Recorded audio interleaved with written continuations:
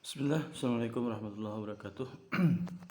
Alhamdulillahilladzi arsala rasulahu bil huda wa dinil haqq yuzhiruhu 'ala dini kullihi wa kafa billahi syahida. Allahumma shalli wa sallim ala nabiyyina Muhammad wa ala alihi washabbihi wa mawalah. Amma ba'd.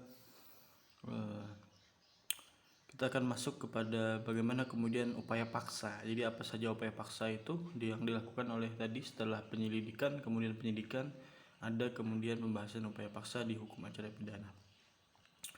Dia ada beberapa hal yang kita bahas. Yang pertama adalah penggeledahan. Jadi sebenarnya berdasarkan pasal-pasal KUHP, jenis upaya paksa yang pertama kali itu penangkapan sebenarnya, kemudian penahanan, penggeledahan, baru terakhir pembahasan tentang penyitaan. Namun kita bahas saja kemudian jenis upaya paksa dijelaskan mulai dari penggeledahan, penyitaan, penangkapan, dan penahanan. Kemudian dibahas juga ya tentang pemanggilan. Nah, penggeledahan. Jadi makna penggeledahan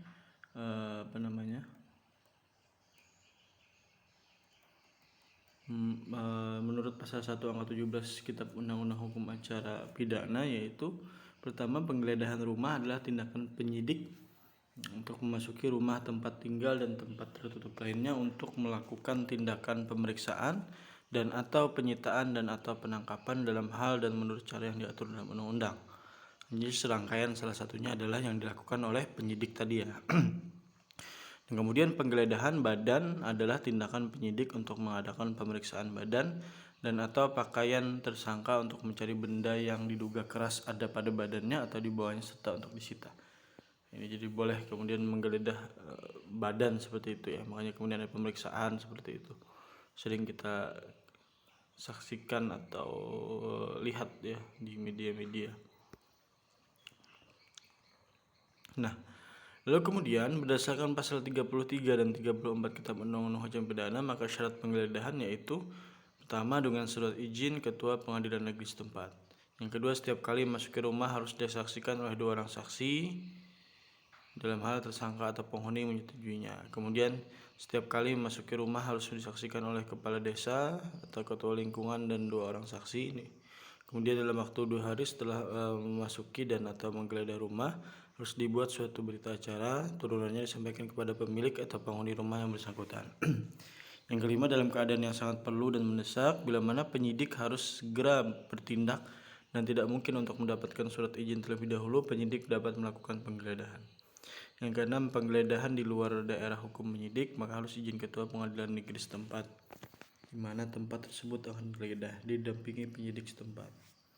Nah, kemudian dalam pasal 35 Kitab Undang-Undang Hukum Acara Pidana disebutkan bahwa penyidik tidak diperkenankan memasuki kecuali tertangkap tangan, yaitu ruang ini ya.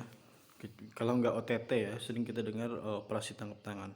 Jadi dilarang kemudian penyidik memasuki pertama ruang di mana sedang berlangsung sidang MPR, DPR, DPRD, kemudian tempat sedang berlangsungnya ibadah atau upacara keagamaan, kemudian ruang sedang berlangsung sidang pengadilan. Jadi 3 tempat ini tidak boleh ya, kecuali ada OTT, operasi tangkap tangan. Nah, kita masuk ke penyitaan. Apa itu penyitaan? Pertama, pengertian penyitaan diatur dalam pasal 1 angka 16 Kitab Undang-Undang Pidana yang berbunyi, penyitaan adalah serangkaian tindakan penyidik untuk mengambil atau tidak bergerak, berwujud atau tidak berwujud untuk kepentingan benda bergerak, tidak bergerak, berwujud dan tidak berwujudnya. Ini harusnya kalian ketahui di hukum perdata.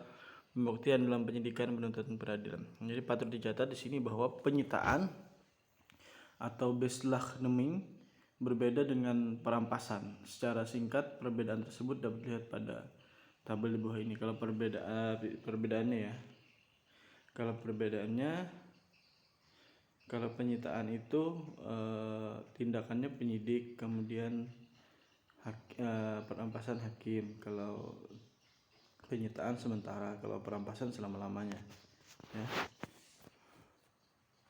Nah, syarat penyitaan dengan mengacu pada pasal 38, pertama harus ada izin ketua pengadilan negeri, kemudian tidak perlu ada izin lebih dahulu dalam keadaan sangat perlu dan mendesak, yaitu tersangka tertangkap tangan atau dikhawatirkan tersangka melarikan diri, mengulangi tindak pidana, benda yang akan disita akan dimusnahkan atau dihilangkan. Kemudian dengan catatan, setelah melakukan penyitaan yang tidak ada izin dari KPN tersebut, penyidik segera melapor dan meminta persetujuan ketua pengadilan.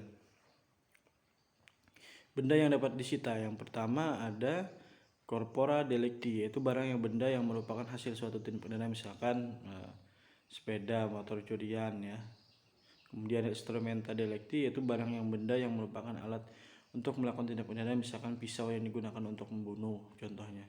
Kemudian bukan corpora delicti dan juga bukan instrumenta delicti, tetapi dapat dipakai sebagai alat bukti. Misalkan kaos, ada bercak darah, gelas yang ada sidik jari. Jadi kalau kita sering nonton Jetranas ya, pada Trans TV Trans 7 itu sering kita lihat tuh. Dia cari alat bukti, mana alat bukti yang kamu gunakan saat dia kan cari alat bukti, para polisi ya maksudnya, atau para penyidik seperti itu.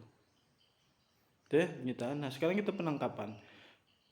Jadi penangkapan adalah suatu tindakan penyidik berupa pengekangan sementara waktu kebebasan tersangka atau terdakwa apabila terdapat cukup bukti guna kepentingan penyidikan atau penuntutan dan atau peradilan dalam hal serta menurut cara yang diatur dalam undang-undang.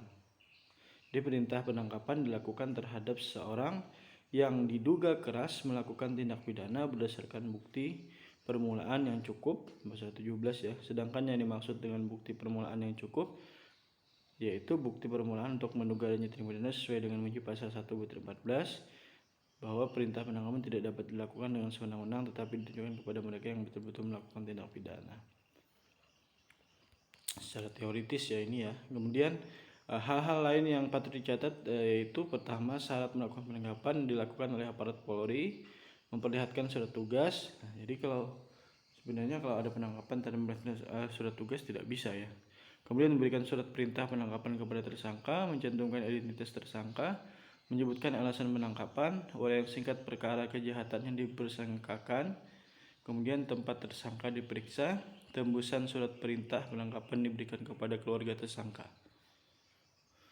Itu ya kalau penangkapan. Nah, beda penahanan. Nah, sekarang pengertian penahanan yaitu penahanan adalah penempatan tersangka atau terdakwa di tempat tertentu oleh penyidik atau penuntut umum atau hakim dengan penetapannya dalam hal serta menurut cara yang diatur dalam undang-undang.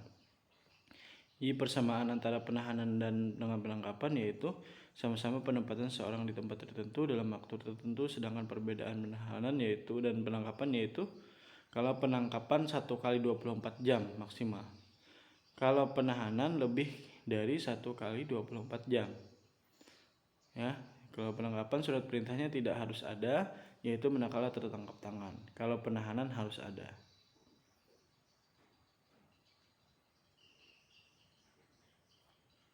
Nah, syarat melakukan penahanan ya berdasarkan pasal 21 KUHP harus ada surat perintah, harus ada cukup bukti, harus memenuhi persyaratan. Apa syarat-syaratnya? Yaitu pertama, syarat objektif kepentingan menurut hukum. Tindak pidana diancam dengan pidana 5 tahun atau lebih, kemudian tindak pidana diancam kurang dari 5 tahun tetapi disebut secara limitatif oleh pasal 21 ayat 4 huruf B, tindak pidana yang disebutkan limitatif sebut misalkan ada tindak pidana yang khusus seperti itu yang bisa di syarat objektif disebutkan bahwa kemudian ada hal-hal yang bisa dilakukan ya, bisa dilakukan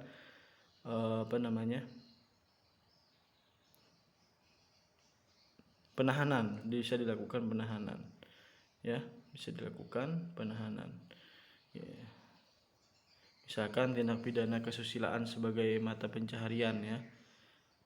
Ini ada tabel khusus sebenarnya. Jadi kemudian memudahkan perbuatan cabul sebagai mata pencaharian ya. Pasal 296 itu perbuatan-perbuatan yang kemudian disyarat objektif ini yang boleh ditahan ya, walaupun ancamannya kurang dari 5 tahun. Kemudian penganiayaan biasa, penganiayaan dengan rencana, penggelapan, penipuan sebagai mata pencaharian, itu kemudian ya bisa dilakukan. Nah, kemudian syarat subjektif, kepentingan menurut keperluan. Jadi syarat subjektif di sini adanya rasa khawatir dari aparat penegak hukum bahwa tersangka atau terdakwa bisa melarikan diri, atau tersangka terdakwa mengulangi tindak pidana, atau tersangka terdakwa merusak atau menghilangkan barang bukti. Nah, macam penahanan berdasarkan siapa yang melakukan penahanannya, misalkan tempat ya. Jadi ini tenggang, kita lanjut ke sini saja.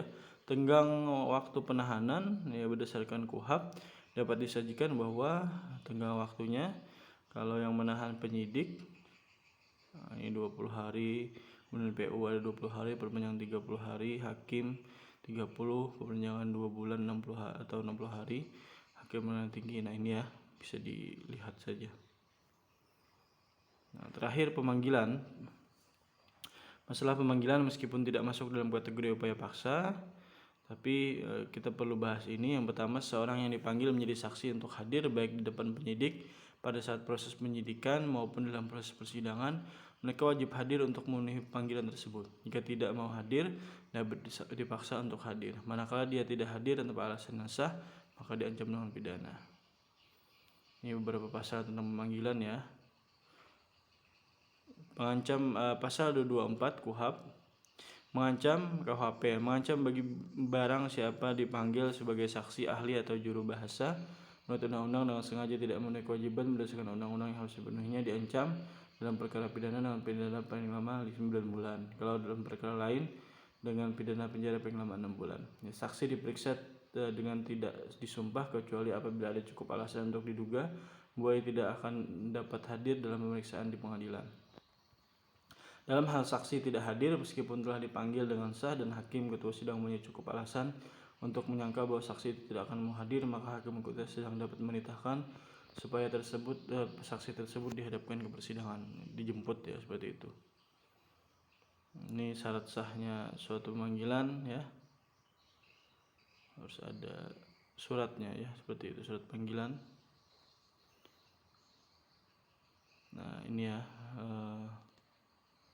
penggunaan upaya paksa aparat penegak hukum, tabelnya sudah saya sediakan nih. Ada penggeledahan, penyidik boleh, PU bukan, hakim bukan. Penyitaan cuma hak penyidik, penangkapan juga, kemudian penahanan boleh penyidik, PU dan hakim, pemanggilan boleh ketiganya juga. Demikian terkait dengan upaya paksa, semoga dapat dipahami dan semoga bisa kemudian dipelajari lebih mendalam lagi. Itu demikian tentang upaya paksa, semoga bermanfaat dan membawa banyak kebaikan. Assalamualaikum warahmatullahi wabarakatuh.